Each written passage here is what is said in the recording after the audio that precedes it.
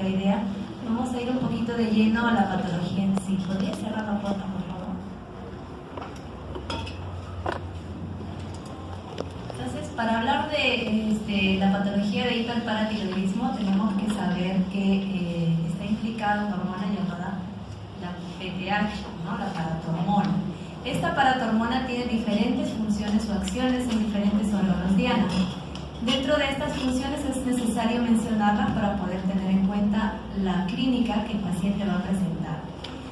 Tenemos que la paratormona se encarga de aumentar la reabsorción intestinal de calcio, se encarga de aumentar la reabsorción renal de calcio, pero a nivel del túbulo contorneado distal.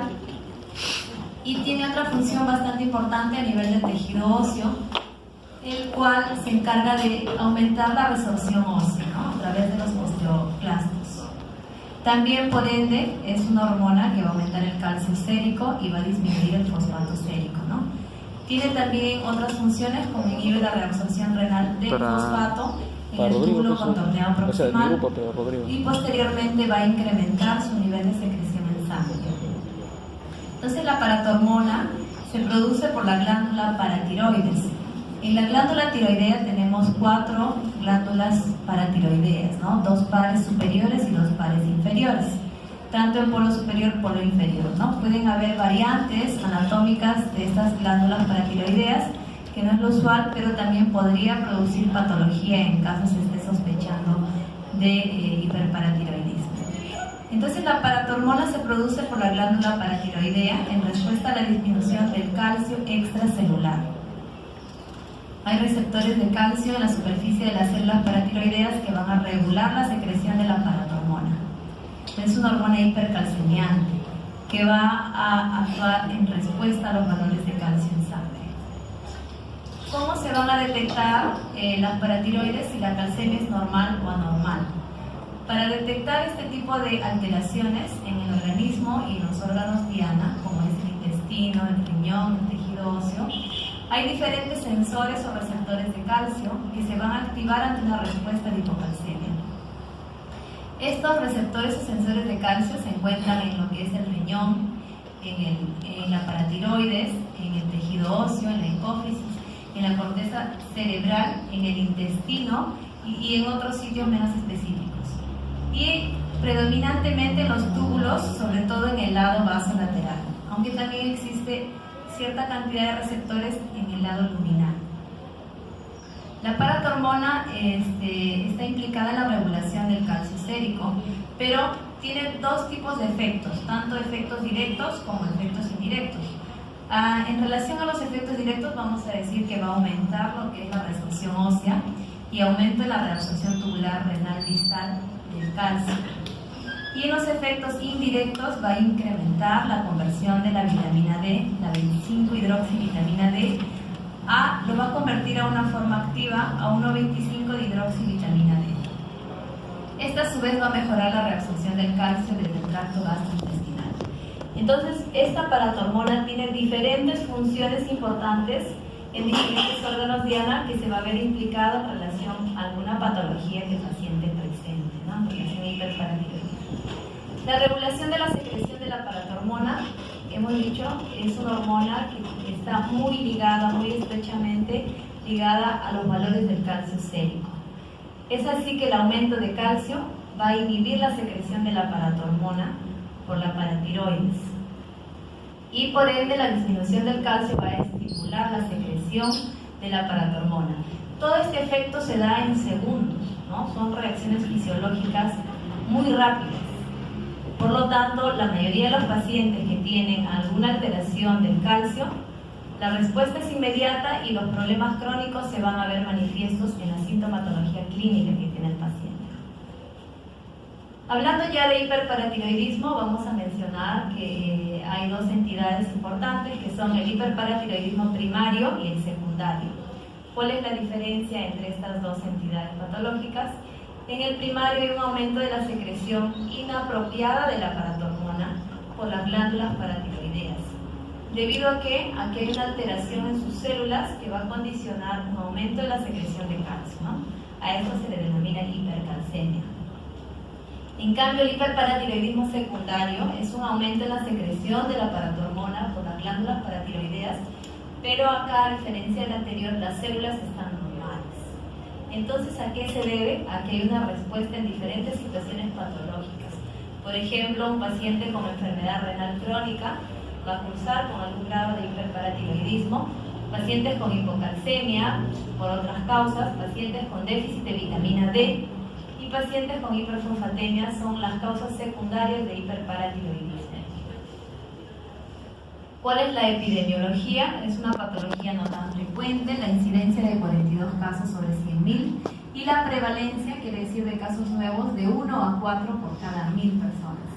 El hiperparatiroidismo primario es la primera causa de hipercalcemia en un paciente ambulatorio.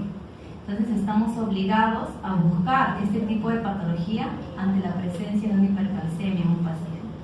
Es mucho más frecuente en mujeres, sobre todo de 50 a 60 años de edad, en una relación de 3 a 1. ¿Y qué tipo de mujeres? Generalmente mujeres que están en etapa posmenopáusica. En niños y adultos jóvenes es conveniente descartar neoplasias endocrinas múltiples. Sobre todo hay que preguntar sobre los antecedentes familiares de algún grado de hipercalcemia con algún trastorno implicado en la neoplasia endocrina múltiple. Y es el único factor de riesgo conocido en relación al antecedente de radioterapia en la zona cervical, ¿no? Por cualquier otra patología. Entonces también es conveniente investigar si es que el paciente ha tenido este tipo de antecedentes para descartar hiperparatiroidismo. ¿Cuáles son los factores de riesgo? El sexo, generalmente predominantemente el femenino y sobre todo mujeres en edad postmenopáusica, mayores de 60 años, pacientes que tengan antecedentes familiares o la sospecha de una neoplasia endocrina múltiple, que es un trastorno hereditario que afecta no solamente a la glándula paratiroidea, sino también a otras glándulas de la hipófisis. Y en relación a la genética, este tipo de alteraciones endocrinas múltiples está muy ligado, ¿no? Por alteraciones cromosómicas básicamente. Las causas de hiperparatiroidismo primario lo vamos a dividir, básicamente implica la glándula paratiroidea. Entonces, ¿qué es lo que puede estar condicionando el desarrollo de un hiperparatiroidismo? Generalmente se debe a una alteración, como hemos dicho, en la propia glándula paratiroidea. Puede haber un adenoma paratiroideo, que es lo más frecuente, puede haber una hiperplasia paratiroidea, o puede haber simplemente una lesión neoplásica como un carcinoma paratiroideo, que es mucho más raro y menos frecuente, que va a condicionar un aumento de la paratormona y esto va a condicionar hiperparatiroidismo. En relación a las causas secundarias, hay que descartar patologías de fondo como deficiencia de vitamina D, falla renal o algún otro proceso quirúrgico que el paciente haya tenido y esté presentando también este tipo de alteración. Entonces, en este cuadro hemos mencionado cuáles son las causas más frecuentes de hiperparatiroidismo. Un 80-85% son esporádicas, aisladas, y las familiares generalmente son un 20% que tienen etiología genética. Acá es importante mencionar que en relación a las causas esporádicas tenemos a la glándula paratiroidea en sí. Por ejemplo, es mucho más frecuente los adenomas únicos de una sola glándula paratiroidea, un 80-85%, la hiperplasia un 15-20% de las 4 glándulas paratiroideas. Los adenomas dobles es menos frecuente, un 2 a 4%. Pueden haber también adenomas ectópicos, como lo hemos mencionado, son 4 glándulas paratiroideas, pero un 1 o 2% puede estar en otra área donde no sea la glándula tiroidea.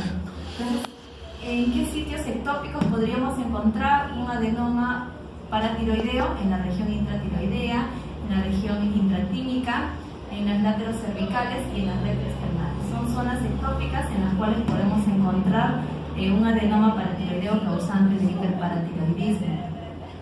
En relación a los carcinomas paratiroideos, son mucho menos frecuentes, menos del 1 o 2%.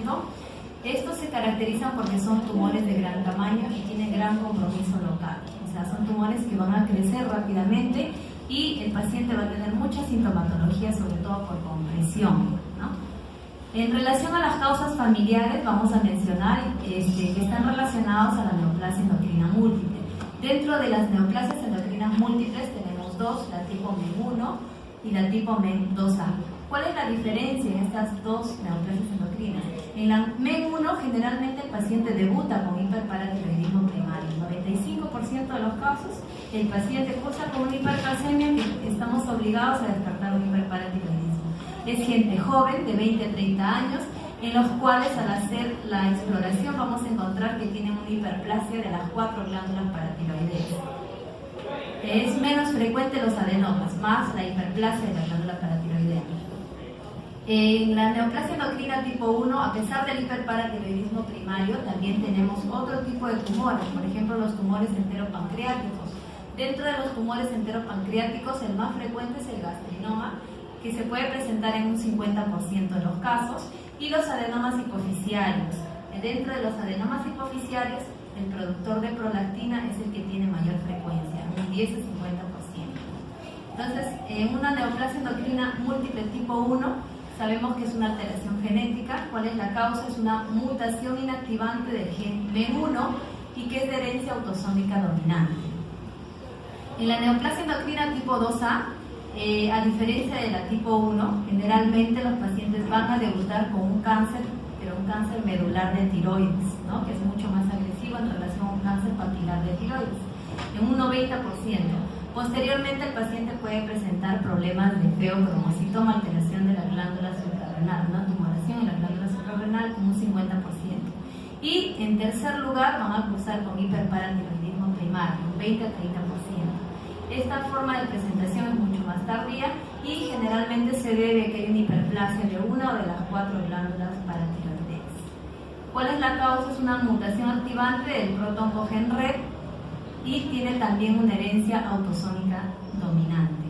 Hay otro tipo de hiperparatiroidismos de etiología genética, como el hiperparatiroidismo neonatal familiar, que generalmente tiene peor pronóstico, la adenomatosis quística familiar y el hiperparatiroidismo primario familiar, que también es un poco raro, es de herencia autosómica dominante, se da en gente joven de 30 a 40 años y esta se caracteriza porque son tumores múltiples y muchas de las veces tienen tendencia a malignizarse. Entonces, las neoplasias endocrinas múltiples tienen un componente altamente genético, en la cual están implicados muchos genes, ¿no? Dentro de ellos están el menin, también hay alteraciones en el locus del cromosoma 11, que son reguladores del ciclo celular, y también hay otro tipo de alteraciones como mutaciones inactivantes del sensor de calcio, paratormona y receptor de la vitamina D. El hiperparatiroidismo primario entonces se caracteriza por una hipersecreción autónoma de la paratormona. Y esto va a condicionar mayor hipercalcemia, mayor reabsorción renal excesiva de calcio, fosfaturia, la disminución de la síntesis de la 1,25-dihidroxivitamina D y una resorción aumentada a nivel del tejido óseo. ¿Qué es lo que le caracteriza a un paciente con hiperparatiroidismo primario? Los valores de calcio sérico son los que nos van a orientar si el paciente tiene sospecha o no de un hiperparatiroidismo, ¿no? Los valores de calcio generalmente están muy elevados. El valor de calcio sérico generalmente es de 8 a 10, más de 10, 11, 10.5, 11, 12 nos debe hacer sospechar en un hiperparatiroidismo. El fósforo, la mayoría de estos pacientes con hiperparatiroidismo primario está bajo, y la paratormona, como es una hipersecreción autónoma, generalmente está muy por encima del valor normal, 2 o 3 veces el valor normal.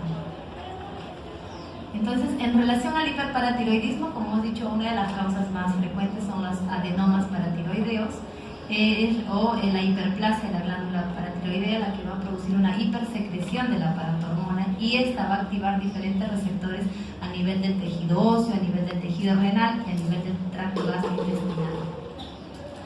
Acá también esta lámina para ver que la causa del hiperparatiroidismo más frecuente son los adenomas paratiroideos, que van a tener múltiples alteraciones en diferentes órganos diana, la cual ya lo vamos a ver implicado en la clínica de estos pacientes. ¿Cuál es la clínica del hiperparatiroidismo primario? Tiene formas de presentación.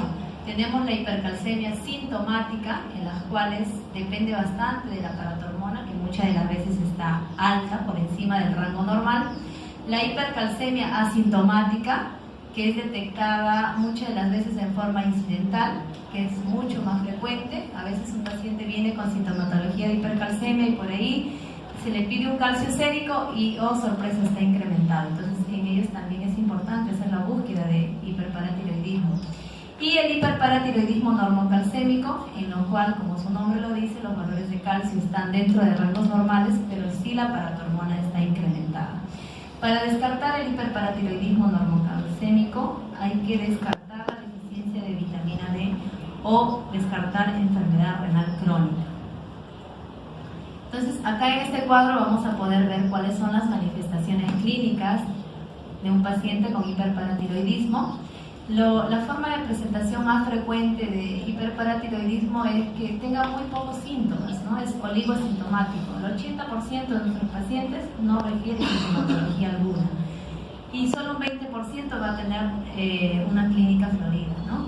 Por ejemplo, a nivel de neuromuscular y sistema nervioso central, el paciente nos va a manifestar debilidad muscular, sobre todo predominio proximal, fatiga, mialgias, dolores musculares, parestesias, letargia, algún grado de depresión, pérdida de la memoria, sobre todo reciente, demencia, neurosis, delirio, psicosis, confusión, estupor y coma, ¿no? Entonces también estos pacientes ya han pasado probablemente por consultorio de salud mental y no está haciendo efecto el tratamiento que están llevando. Probablemente tenga un problema de hiperparatiroidismo.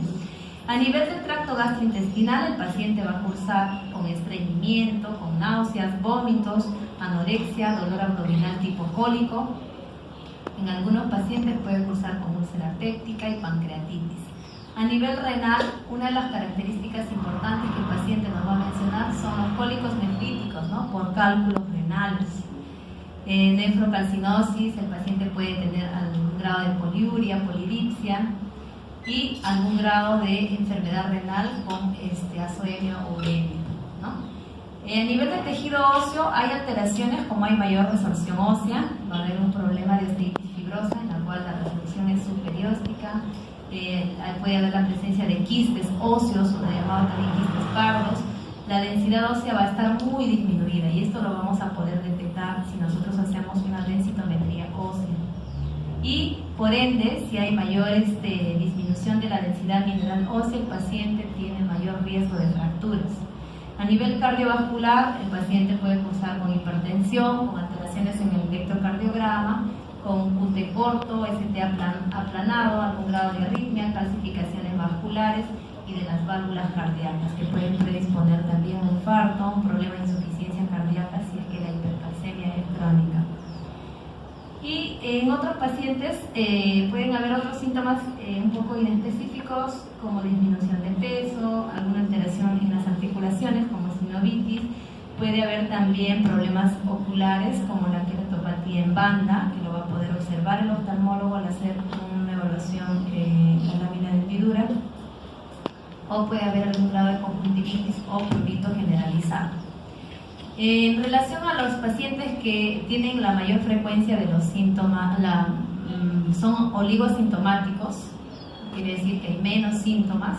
El paciente puede cursar con fatiga, cansancio, insomnio, depresión, pérdida de memoria, ¿no? Pueden ser los únicos síntomas que el paciente nos va a mencionar.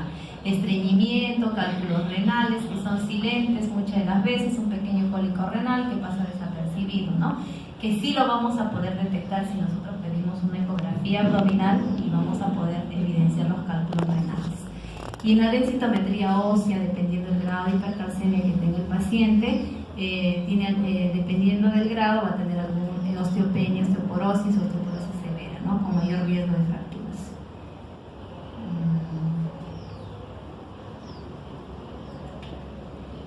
En relación al tejido óseo, como hemos visto, hay lesiones que son muy características del hiperparatiroidismo, sobre todo el hiperparatiroidismo primario sintomático, ¿no? Que son la menor cantidad de pacientes.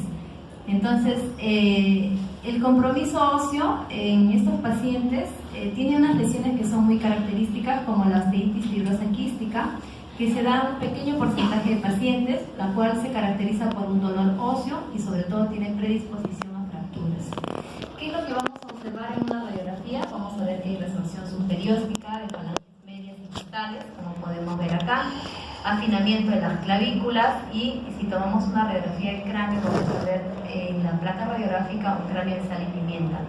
Y los quistes óseos y tumores pardos. En la densitometría ósea generalmente hay compromiso, sobre todo del hueso cortical, en las zonas del radio, que es mayor frecuencia, un 33%, y sobre todo en el cuello femoral, ¿no? Que puede producir problemas de fractura de cadera. Tiene un efecto anabólico, sobre todo en el hueso trabecular. Dependiendo del grado de hipercalcemia, se va a ver comprometido tanto el hueso cortical como el hueso trabecular. Si son los dos componentes de la estructura ósea, el paciente tiene más riesgo de fractura. El hiperparatiroidismo primario, si es severo, dependiendo del grado de hipercalcemia, se afectan los dos, como lo he mencionado, y el riesgo de fracturas es mucho mayor. Acá en esta lámina, para poder ver que dependiendo del grado de hiperparatiroidismo, tanto el hueso cortical como el hueso trabecular están implicados y por lo tanto riesgo de fractura, ¿no? Acá, para ver lesiones focales osteolíticas con pérdida de la sustancia ósea en un paciente que está cursando con hiperparatiroidismo primario, ¿no? Y en este lado de acá ya vemos que después del tratamiento el paciente puede lograr, o después de la cirugía, si encontramos un adenoma, que es la causa del hiperparatiroidismo, y se opera el adenoma, el paciente puede mejorar el tejido óseo. Otro grado de hiperparatiroidismo severo podría ser, dependiendo del grado de hipercalcemia, el paciente puede cursar, tan igual como las demás complicaciones agudas, puede cursar con una crisis paratiroidea.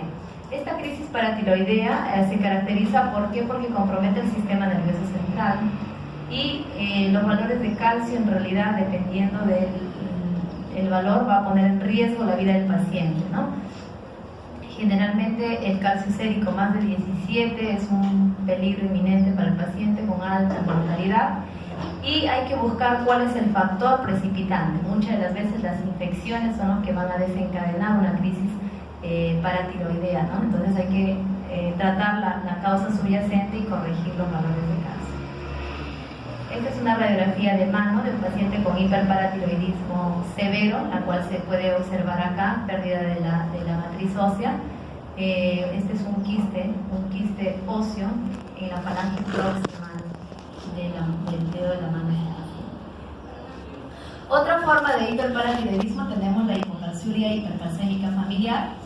Esta generalmente se debe a que es de herencia autosómica dominante. La hipercalcemia es permanente, con una excreción urinaria de calcio normal o disminuida.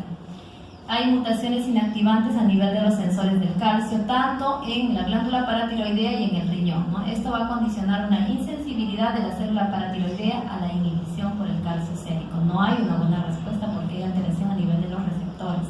Y por lo tanto esto va a condicionar una hiperfunción paratiroidea a nivel policlonal, pero que no es neoplásica. Dentro de estas alteraciones hay otro tipo de enfermedades genéticas en las cuales hay implicancias biológicas tanto del receptor de la paratormona. Esas mutaciones genéticas activadoras del receptor tenemos como la enfermedad de condrodisplasia de Hansen, mutaciones genéticas inactivantes del receptor de la paratormona como la enfermedad de Blomstad, la enfermedad de Lier. Y estas patologías son polimorfismos genéticos que van determinando la sensibilidad renal y ósea de la paratormona. Básicamente se debe a mutaciones a nivel del sensor o el receptor del calcio en estos órganos. Esta es la enfermedad de Hansen. Es una enfermedad muy rara, muy infrecuente y bastante letal. El paciente cursa con alteraciones muy severas en la talla, ¿no? Con enanismo, tiene deformidades esqueléticas, como podemos ver acá, y tiene una marcada osteoporosis. Estos pacientes tienen alto riesgo de fracturas. El paciente va a cursar con hiperparatiroidismo, hipercalcemia, hipercalciuria, hipofosfatemia, y muchas de las veces la paratormona está baja o indetectable. ¿Por qué? Porque hay alteraciones a nivel de los sensores de la paratormona. La enfermedad de Blomstad también es bastante letal. Las extremidades son demasiado cortas, la osificación endocondral es muy prematura, hay cierre en los cartílagos epifisiarios, y también este paciente tiene muy pobre pronóstico de vida. En cuanto al diagnóstico, vamos a ver qué exámenes auxiliares le vamos a pedir a nuestro paciente con sospecha de hiperparatiroidismo. Generalmente la paratormona tiene que ser paratormona intacta sérica. y si en caso sale sospechosa o elevada, es conveniente repetirlo por lo menos en unas 3 oportunidades para confirmar el diagnóstico. La hipercalcemia. En relación al calcio, vamos a pedir un calcio sérico o un calcio iónico. De los dos, el calcio iónico es el más fidedigno. Si pedimos un calcio sérico, hay que corregir con los valores de la albúmina. Esta es la fórmula para ver si realmente se trata de una hipercalcemia verdadera. Medir la 25-dihidroxivitamina D. ¿Para qué? Para excluir la causa de la deficiencia de vitamina D. La hipercalciuria, hay que pedir calcio en orina de 24 horas. Una radiografía, fósforo también muchas de las veces puede estar normal o bajo, que también contribuye al diagnóstico. La radiografía de huesos, sobre todo huesos largos, que tienen mayor tendencia a los tumores pardos, tumores óseos, en la cual se va a poder evidenciar una disminución de la densidad ósea, la presencia de los quistes. La radiografía de abdomen simple, si en caso estamos sospechando de un problema de una litiasis renal. Densitometría ósea para ver algún grado de osteopenia o osteoporosis. Y marcadores de recambio óseo. Estos marcadores de recambio óseo nos van a ayudar para ver el tema de la osteólisis. Y dentro de estos marcadores de recambio óseo tenemos a uno de los más utilizados, la fosfatasa alcalina, que también nos va a poder, si está incrementada, nos va a poder informar de que hay una lisis del tejido óseo. También el telepéptido N, que puede también estar incrementado en pacientes con hiperparatiroidismo primario, sobre todo, ¿no? Las pruebas genéticas para detectar mutaciones de los genes menin y red, sobre todo los pacientes que estamos con sospecha de neoplasia endocrina múltiple tipo 1 y tipo 2A. Y la excreción de calcio en orina, sobre todo de 24 horas, ¿no? Y esto, ¿para qué es importante? Si tenemos un paciente que tiene antecedentes de sospecha de una neoplasia endocrina múltiple, nos va a ayudar bastante, ¿no? Sobre todo en la patología de hipercalcemia y hipocalciuria familiar. Ahí nos va a ayudar bastante para poder diferenciar. Para el diagnóstico es importante excluir ciertas causas de hipercalcemia antes de confirmar el diagnóstico. La historia de fragilidad esquelética, que no sea por una causa de hiperparatiroidismo, enfermedad renal, ¿no? Hay que verificar que la función renal esté adecuada. La ingesta de calcio puede ser exagerada y eso también puede estar condicionando un grado de hiperparatiroidismo. Síntomas sugestivos de malignidad, ¿no? Un paciente con una sospecha de una neoplasia también va a incrementar los valores de calcio, entonces es necesario excluir esta causa. Enfermedad tiroidea también, sobre todo hipertiroidismo, insuficiencia suprarrenal, cirugía bariátrica previa, enfermedad pancreática. Un paciente con pancreatitis también tiene movilización del calcio sérico. Medicamentos, sobre todo los diuréticos tiacídicos, el litio. Y después que ya hayamos excluido las neoplasias malignas, enfermedades granulomatosas, otras causas de hipercalcemia, nosotros vamos a poder confirmar el hiperparatiroidismo. Esta es una tablita para poder ver cómo se hace el diagnóstico diferencial y cómo son los valores de laboratorio de los exámenes que hemos mencionado para poder diagnosticar. Si es un hiperparatiroidismo primario, si es una hipercalcemia hipocalciúrica familiar, ¿no? Si es un hiperparatiroidismo normocalcémico o es un hiperparatiroidismo secundario a déficit de vitamina D o por otro problema como la enfermedad renal. En la mayoría de estas patologías, como ven, la paratormona siempre va a estar incrementada. El calcio sérico, en la mayoría de estas está alto o normal alto, a diferencia del hiperparatiroidismo secundario que puede estar normal o normal bajo. La calciuria también es importante para poder diferenciar. Si la calciuria está por encima de 200, que es en orina de 24 horas, nos está orientando a un hiperparatiroidismo de etiología primaria. Pero si está menos de este rango, podemos pensar cualquiera de las demás patologías que estamos mencionando acá. Ahora, la relación de calcio y creatinina también es importante, sobre todo en un paciente con sospecha de hiperparatiroidismo primario y con sospecha de hipercalcemia hipocalciúrica familiar. La vitamina D muchas de las veces no nos va a poder diferenciar porque puede estar normal o baja, ¿no? Pero con los demás exámenes de laboratorio nosotros vamos a poder hacer el diagnóstico de lo que estamos pensando, ¿no? Si es un hiperparatiroidismo primario, secundario o es de herencia genética. Aparte de los exámenes de laboratorio, hay que hacer estudios de localización de la glándula paratiroidea. tiroidea, ¿no? Y en caso esté sospechando de un adenoma paratiroideo ectópico que no se encuentra en la glándula tiroidea, en los polos superior e inferior de la glándula tiroidea. Para esto nos sirve este examen, que es la gamografía con Sestamibi, con Tecnesio 99, que lo hace medicina nuclear.